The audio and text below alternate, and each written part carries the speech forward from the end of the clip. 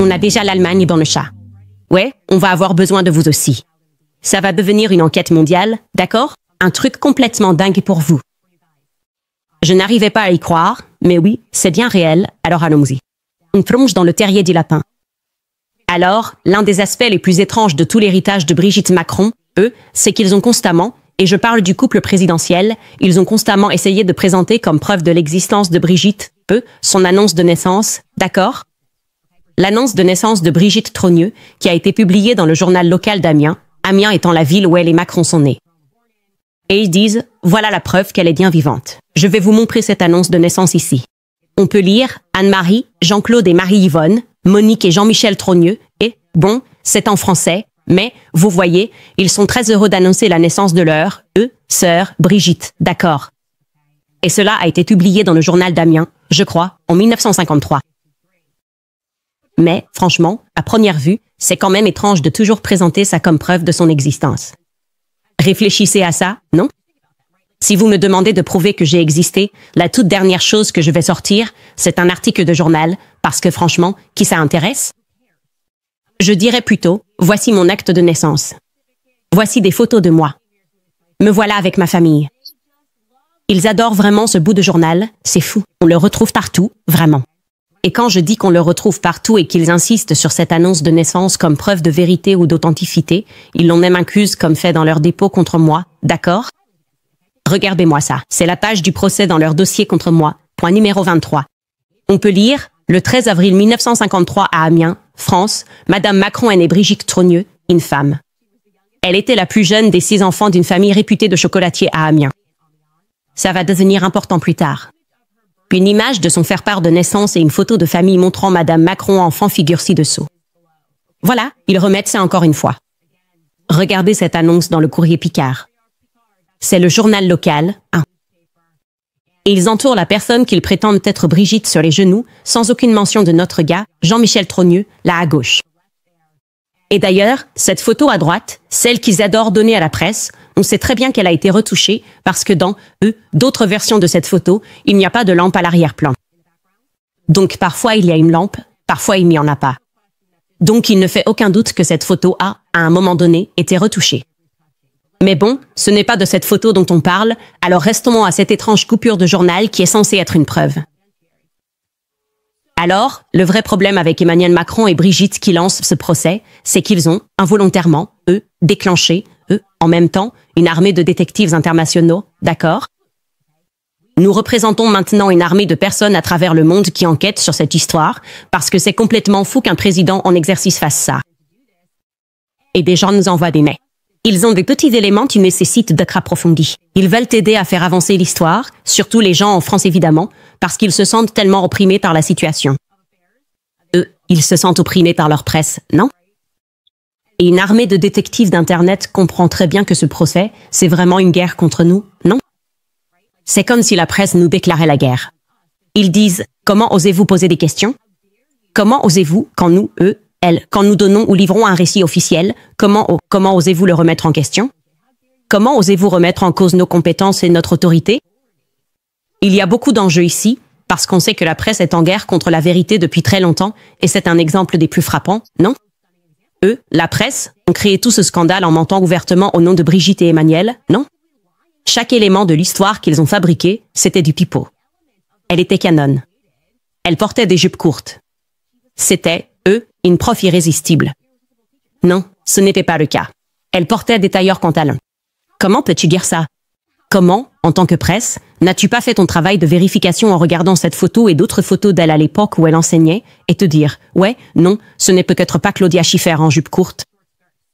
Et puis, bien sûr, on apprend plus tard dans la série que la meilleure image, affiche là, la meilleure image appartient à Mimi Marchand, qui se retrouve ensuite accusée de falsification de documents.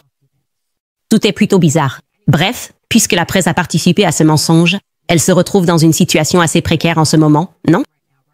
Ce procès les met à nu. Si on arrive à prouver que Brigitte Macron est effectivement née homme, alors pourquoi devrait-on encore croire quoi que ce soit de ce que nous raconte la presse traditionnelle? Franchement, il n'y a plus aucune raison de les écouter maintenant. Il n'y aurait même aucune raison de croire ce qu'ils nous ont dit par le passé, parce qu'on se rend compte maintenant qu'ils racontent de gros mensonges, d'énormes mensonges. C'est ça, la véritable importance de ce procès, et je veux vraiment insister là-dessus. Ça m'amène au point suivant, parce que c'est complètement dingue. L'un de ces enquêteurs du net, tu vois, un utilisateur de Twitter qui s'appelle, Sagan Army, ce qui, au passage, fait référence à ce gars Zoé Sagan, Zoé Sagan. Désolé si je prononce mal ton nom de famille. Mais c'était l'un des tout premiers comptes que je suivais et qui enquêtait sur le compte de Zoé Sagan. Brigitte, en arrière-plan, disait « Il y a un truc qui ne colle pas ici ». Et puis, ce qui s'est passé, c'est que tout son compte a été banni sur X à cause des lois françaises. Ils peuvent tout simplement te faire disparaître s'ils en ont envie. Et donc, cette personne utilise ce nom, Sagan Army. De plus en plus de gens disaient « Non, on soutient Zoé Sagan » et ils ont publié ce fil. Et évidemment, je vous interprète, je vous traduis ça, en fait, en anglais parce que ce fil était en français. Ça dit, les coïncidences sont difficiles à tuer. Brigitte Progneux arrive à la Providence, c'est l'école qu'Emmanuel a fréquentée, à Amiens en 1991 puis part à Paris en 2007. D'accord, c'est un fait établi et bien documenté. Un certain monsieur Alain Trogneux est nommé responsable des archives départementales de la Somme, situées à Amiens, de l'année 1992 jusqu'à l'année 2008.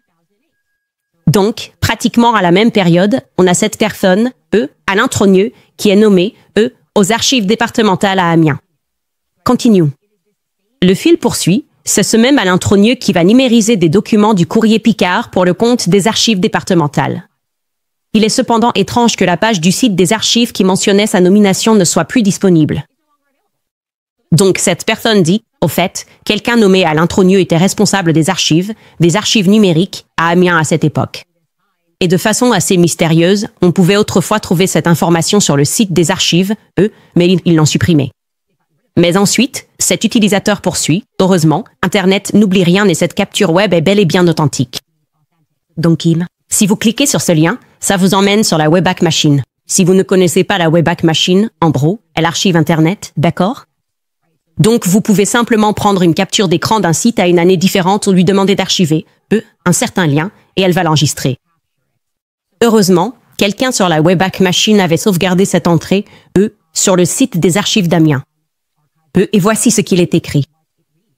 Je vous montre ça ici. Il est écrit: le journal Picard Courrier vous informe qu'ils archivent des documents du journal Picard Courrier de 1945 à 1960. Et ensuite, il nous indique que ce contenu, les documents qu'il possède, documents du courrier Picard empruntés par Alain Trogneux, qui est enseignant, depuis les locaux du journal et prêtés aux archives départementales de la Somme pour être numérisés et mis en ligne. Les originaux ne sont pas conservés aux archives départementales de la Somme. Ce qu'ils disent ici, c'est « ce que nous avons numérisé nous a été donné par Alain Trogneux. Nous n'avons pas d'originaux. Nous l'avons numérisé. C'est ce professeur qui nous l'a donné. » Oh, wow. D'accord. Et cette période de temps, bien sûr, comprend ceci, cette annonce de naissance. Comme Alain Trogneux, Brigitte Trogneux. Alain Trogneux était la personne responsable de cela et c'est lui qui a fourni ce document. Maintenant, cet utilisateur de Twitter poursuit et dit « Il sera à noter que ce document, inclus dans la plainte des Macron contre Candace Owens, qui est une coupure de presse numérisée du courrier Picard daté du 15 avril 1953, a probablement été numérisé par le mystérieux Alain Trogneux puisqu'il s'occupait des années 1945 à 1960. » Je vais maintenant vous expliquer le prochain tweet qui va apparaître. Il existe donc une application et un site web en France qui s'appelle Babelio, où les utilisateurs peuvent tout simplement ajouter des titres de livres et les commenter. C'est un peu comme. Considérez-le comme un réseau social pour les critiques de livres, un peu comme Yelp mais pour les livres, d'accord? Et sur ce site, Alain Trogneux a un profil. Donc l'utilisateur Twitter poursuit. Et que dire du commentaire intrigant posté en 2017 sur la page Babelio d'Alain Trogneux, des années avant l'affaire Brigitte Macron-Madame, même avant l'élection de Macron?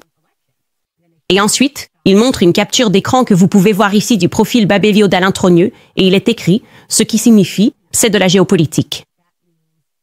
Ce n'est peut-être rien, mais c'est ce que ça veut dire, c'est de la géopolitique. Et donc le détective de Twitter pose alors la question, quel lien y a-t-il entre un professeur archiviste provincial inconnu et la géopolitique? C'est juste censé être un professeur qui s'intéresse à l'histoire et à la géopolitique, et pourtant il mentionne la géopolitique sur son profil Babel? Ok, continuons. L'utilisateur continue en demandant qui est donc ce monsieur Alain Trogneux qui fouillait dans les mêmes archives que l'ami de Natacha Ray, accompagné d'un mystérieux inconnu muni d'une oreillette. Ils incluent donc cette vidéo que je suis sur le point de vous montrer. Pour être clair, cette femme, Corinne, parle en français, donc nous avons dû utiliser une technologie d'IA pour la faire parler en anglais. Il se peut donc qu'il y ait quelques petits mots incorrects ici. Nous voulions nous assurer que vous puissiez l'entendre. Et pour vous remettre dans le contexte, Natacha Ray, au cas où vous auriez oublié, est la femme qui a été traînée dans la boue par les Macron. Ils l'ont poursuivie, elle est Amandine Roy, pour diffamation. Ils ont maintenant perdu ce procès en cours d'appel. Eh bien, à l'époque où Natacha Ray menait ses recherches, tout ce qui concernait Brigitte Macron, elle avait des personnes avec qui elle travaillait, des gens qu'elle avait engagés ou peut-être qu'ils étaient bénévoles, qui étaient prêts à se rendre à Amiens, à aller au centre d'archives et à consulter des documents. Et l'une de ces, personnes était cette femme nommée Corinne. Elle envoie cette femme au centre d'archives d'Amiens pour trouver ces documents, afin de prouver l'existence de Brigitte ou de ne pas prouver l'existence de Brigitte. Et la dame est choquée alors qu'elle attend ces documents, vous savez, parce qu'ils doivent vous appeler au comptoir, elle entend le nom Trogneux être appelé. Donc, quelqu'un d'autre portant le nom de famille Trogneux attendait des documents, concernant la même période qu'elle recherchait, et elle reconnaît la personne comme étant Alain Trogneux. Voici ce que Corinne dit avec ses propres mots. Écoutez bien. Et quand enfin, les premières archives arrivent, c'est premier arrivé, premier servi. La personne responsable des archives à l'accueil dit « Voilà, votre commande est arrivée ». Alors la personne se lève et dit « C'est bien la commande de Monsieur Trogneux, n'est-ce pas ?» À ce moment-là, vous imaginez bien, j'ai tendu l'oreille. Je me suis dit « Eh bien, c'est bizarre. C'est quand même assez malheureux. Quelle coïncidence qu'un Monsieur Trogneux fasse des recherches en même temps que moi. » Alors ce que je fais, presque automatiquement, c'est que je prends une photo de la personne en face de moi. J'envoie un message à Natacha en disant « Écoute, je ne comprends pas. Il y a un monsieur Trogneux assis en face de moi qui consulte aussi des archives et il semble que ce soit le courrier Picard. » Et donc voilà la photo que j'ai prise. Alors celle-ci, bien sûr, pour respecter pleinement leur vie privée, j'ai soigneusement flouté, comme cela se fait toujours dans ce genre de situation, toute la zone du visage de la personne, parce que je respecte profondément leur vie privée et la confidentialité. Quand je reçois la photo, je le reconnais tout de suite et je lui dis « C'est Alain Trogneux, l'historien qui a fait numériser toutes les archives de la Somme et du courrier Picard. » Mais ce qui m'a vraiment troublée, au-delà du fait que la conversation s'est arrêtée quand je suis arrivée et de la façon très discrète dont il parlait, c'est que j'ai été très surpris de voir cet homme, Trogneux, de la première table, se lever et se diriger vers la porte. Mais juste quelques secondes plus tard. En fait, c'est un autre jour, mais à peine quelques secondes plus tard, l'homme assis en face de moi à la table se lève lui aussi et se dirige dans la même direction, pour la même durée que Monsieur Trogneux. Et puis, l'un après l'autre, ils reviennent tous les deux à tour de rôle et reprennent leur place. Ça me trouble vraiment. Donc je ne sais pas si... Est-ce qu'ils se sont parlé, Corinne? Je ne sais pas. Je ne les ai pas vus se parler, mais c'était troublant parce que ça semblait vraiment synchronisé. Ils se lèvent en même temps, vont dans la même direction, reviennent après exactement le même temps. C'était vraiment perturbant. Alors, qu'est-ce qui se passe là? Elle n'est pas sûre de l'identité de cet individu assis avec une oreillette et qui n'a rien. Ça dure plus longtemps, et elle décrit comment il n'avait aucun document avec lui, ce qui est très inhabituel. On ne verrait jamais quelqu'un, a-t-elle dit, dans un centre d'archives, juste assis là avec une oreillette. Ça me semble, et bien sûr on ne peut pas le confirmer, mais ça, c'est probablement la sécurité. C'est ce que fait la sécurité. J'ai déjà eu affaire à la sécurité. Ils ont une oreillette et ils font semblant de ne pas vous connaître, mais ils surveillent, vous savez, ils gardent un œil sur vous. Mais pourquoi diable ce titre, Alain Trogneux, qui est enseignant et historien, aurait-il de la sécurité autour de lui, si c'est bien de la sécurité? Mais aussi, qu'est-ce qu'il faisait au centre d'archives à mettre la main sur des documents qu'il avait lui-même donnés au centre d'archives? C'est vous qui avez donné ces documents au centre d'archives. Depuis, ils les ont effacés de leur site web pour une raison inconnue, mais vous devriez avoir les originaux chez vous. Qu'est-ce que vous faites ici? Qu'est-ce que c'est? Est-ce qu'ils essaient de l'intimider? Ou bien vous vous rendez compte que des gens fouinent, ou vous essayez de vous rappeler ce que vous leur avez donné? On n'a pas les réponses, mais c'est vraiment très étrange. Et pour rendre les choses encore plus étranges, je vais être clair ici, Je n'ai pas encore eu l'occasion de vérifier ces informations, mais c'est vraiment intriguant. Quelqu'un d'autre nous a contactés via la ligne de signalement, parce que vous savez, teach@candaceowen.com si jamais vous avez quelque chose, et cette personne a dit, Candace, toute l'histoire de l'origine de la famille Trogneux n'a absolument aucun sens. Avant qu'on en parle, d'ailleurs, je tiens à dire que si vous avez des informations concernant cet Alain Trogneux, on serait ravis de les recevoir. Nous avons fait des recherches sur lui. Il existe bel et bien. Il a même une page Wikipédia. Skyler, tu veux l'afficher? Alain Trogneux est professeur de français et historien local. Il est professeur d'histoire à Amiens et auteur de plusieurs livres sur l'histoire locale de la Picardie. Donc, la question qui se pose, encore une fois, comme le souligne cet utilisateur, c'est pourquoi cette personne, qui est originaire d'Amiens, qui ne s'intéresse qu'à l'histoire d'Amiens, parlerait-elle de géopolitique? Il pourrait y avoir une explication à cela. Alain Trogneux, si vous nous regardez, on aimerait vraiment vous poser quelques questions. On aimerait vous demander, en fait, si on pouvait vous interroger tout au long de ce procès. Comment allez-vous, si vous êtes apparenté à Brigitte, si vous êtes un Trogneux d'Amiens, je vais supposer. Je pense qu'il est raisonnable de supposer que vous pourriez être lié à la famille Trogneux, dont vous numérisez les documents au centre d'archives, dont vous devriez donc posséder les originaux, non? Ce serait logique que vous ayez ces originaux puisque vous êtes soi-disant historien. On est vraiment en droit de se poser des questions sur ces historiens, non? Je veux dire, est-ce qu'on documente l'histoire ou est-ce qu'on la réécrit? Je me pose de plus en plus cette question à mesure que j'en apprends davantage. Et moi, j'ai l'impression qu'on sait des choses, VR, vraiment surtout en ce qui concerne votre politique. Par exemple, alors que je réexamine ce qui s'est passé pendant la Seconde Guerre mondiale et que la presse hurle, disant « il est interdit de s'intéresser à la Seconde Guerre mondiale », je me dis, vraiment, l'histoire est écrite par les vainqueurs, puis ils font écrire leurs historiens. N'est-ce pas? C'est, quand la Bible nous dit que Satan est l'auteur du mensonge, il faut vraiment insister sur le mot auteur, non? J'ai l'impression maintenant qu'il faut vraiment insister sur le mot auteur. Qui sont ces auteurs qui mentent tout le temps? La presse et tout ce qu'ils écrivent, on dirait que ce n'est qu'un immense mensonge. Donc oui, je vais dire au public, mais qui est cet Alain Trogneux? Je n'arrive pas à savoir qui est son père, qui est sa mère. Je ne trouve aucune piste. Et il faut dire qu'on vient tout juste de commencer à creuser là-dessus, mais entre lui et Brigitte, je ne vois aucun démenti disant que tu pourrais ne pas être lié à Brigitte. Ce serait bizarre que tu ne sois pas lié à Brigitte parce que, comme on le sait, les Trogneux, c'est la famille, la bande à Amiens, non?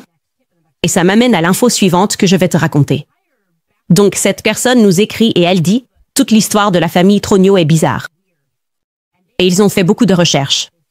Ils m'ont envoyé plein de choses. Ils m'ont envoyé des photos, mais je dois prendre le temps de vérifier tout ça, mais je le partage au cas où tu saurais quelque chose et voudrais t'exprimer. Mais leur histoire, l'histoire de Brigitte, c'est « Je viens d'une famille de chocolatiers ». Genre, c'est nous qui avons fait les macarons. Personne ne fait du chocolat comme ma famille. Et même sur leur site internet, le site de la famille Trogneux, ils racontent qu'ils font ça, je crois, depuis 1897. Et voici la longue lignée, 10 ans, nous avons préservé cette lignée de chocolatiers. Alors cette personne m'écrit et me dit « Candace, je ne sais pas si tu es au courant, et voici les photos, mais Amiens a été complètement détruite par les forces allemandes pendant la bataille de France en 1940. Les forces allemandes ont en fait capturé Amiens. Et il m'envoie des photos. Il me dit « Tout a été détruit ». Alors comment se fait-il que leur famille ait pu maintenir cette chocolaterie tout au long de l'occupation allemande? Genre, est-ce qu'ils ont tout détruit ou presque, et ils se sont dit « Mais le chocolat, c'est bon. Le chocolat, c'est bon. On va garder ça encore un peu ?» Et c'est vrai. J'ai vérifié, enfin, j'ai regardé un peu, juste l'histoire de base d'Amiens et c'est vrai qu'elle a été capturée par les forces allemandes. Elle n'a pas été libérée avant 1944. Et oui, apparemment la majorité du centre-ville a été détruite à cause des bombardements aériens. Et donc, ils disent qu'ils ont commencé à sortir des dossiers concernant l'histoire du chocolat. Ils se disent, même l'histoire du chocolat, il y a un truc qui cloche ici. Et j'ai le pressentiment que cette personne tient peut-être quelque chose parce qu'elle m'a envoyé, comme je l'ai dit, un document vraiment convaincant que je vais commencer à vérifier.